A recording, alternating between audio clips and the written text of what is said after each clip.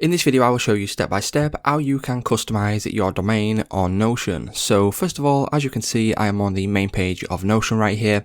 And then what you want to do is you want to come over to the left hand side bar.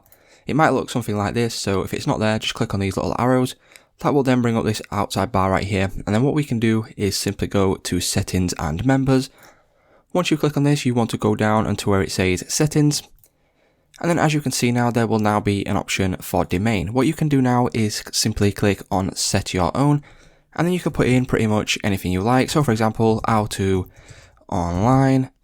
And then once you have done this, you will then be able to click on update. Once you click on update, if we go back and just see if it has saved, go to settings. As you can see, my domain is now how to online.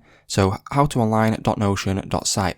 So it's just that simple, guys. That's how you can customize your domain on Notion. If this video did help you out, please leave a like on today's video, and I will see you in the next one.